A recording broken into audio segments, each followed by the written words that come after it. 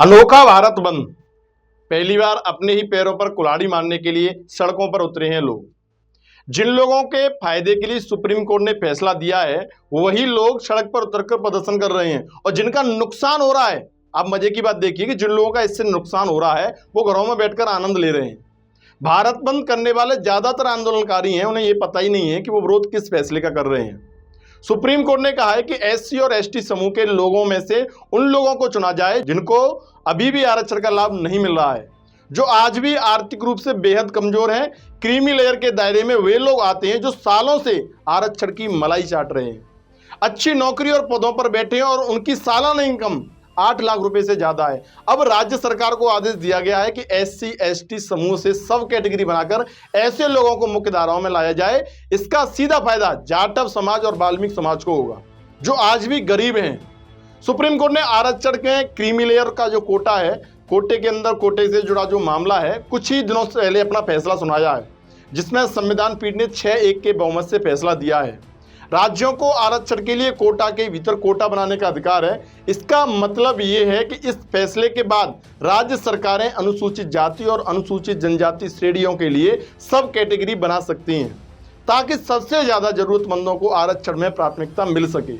Supreme court ने 2004 के अपने ही पुराने फैसले को पलट दिया है। कोर्ट ने साफ कहा था कि किसी एक जाति को 100% कोटा नहीं दिया जा सकता है और उस फैसले में यह शामिल था कि किसी जाति का कोटा तय करने से पहले उसकी हिस्सेदारी का पुख्ता डेटा होना चाहिए। देश के मुख्य न्यायाधीश DY चंद्रचूड़ी और justice BR Gavai, justice Vikramnath, justice Bela S Trivedi, justice Pankaj Mittal, justice Manoj Mishra और जस्टिस सतीश चंद्र शर्मा की बेंच ने यह फैसला सुनाया है। सुप्रीम कोर्ट के इस फैसले के विरोध में ये जो हो रहा है, विरोध कर रहे हैं, कई संगठनों ने इसे आरक्षण नीति के खिलाफ बताया है और कहा है कि इससे आरक्षण की मौजूदा व्यवस्था पर नेगेटिव प्रभाव पड़ेगा और सामाजिक न्याय की धारणा कमजोर हो जाएगी। विरोध करने वालों को यह भी कहना है कि अनुसूचित जाति और जनजाति को यह आरक्षण उनकी तरक्की के लिए नहीं बल्कि सामाजिक रूप से उनके साथ हुई प्रताड़ना से न्याय दिलाने के लिए है। अब यह भी जान लीजिए कि कोर्ट ने अपने फैसले में क्या तर्क दिया है।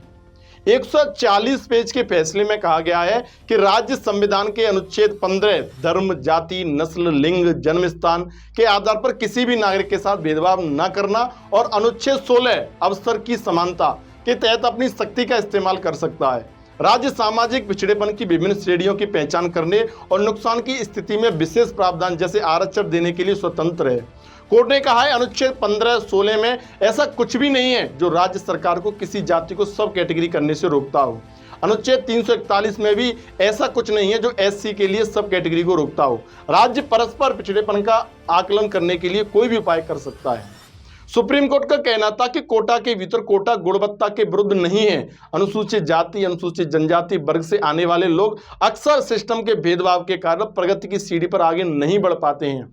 सब कैटेगरी संविधान के अनुच्छेद 14 के तहत निहित समानता के सिद्धांत का उल्लंघन नहीं करता है। हालांकि राज्य अपनी मर्जी या राजनीतिक लाभ के आधार पर सब कैटेगरी तय नहीं कर सकते हैं। उनके फैसले न्यायिक समीक्षा के अधीन हैं। एससी एसटी वर्ग में सिर्फ कुछ ही लोग आरक्षण का लाभ उठा रहे हैं। जमीनी हकीकत से इनकार नहीं किया जा सकता है और एससी एसटी में ऐसी श्रेणियां हैं जिन्हें सदियों से ज्यादा उत्पीड़न का सामना करना पड़ा है। राज्यों को सब कैटेगरी देने से पहले एससी और एसटी श्रेणियों के बीच क्रीमी लेयर को पहचान करने के लिए एक पॉलिसी लानी चाहिए। सही मायने में समानता दिए जाने का यही एकमात्र तरीका है।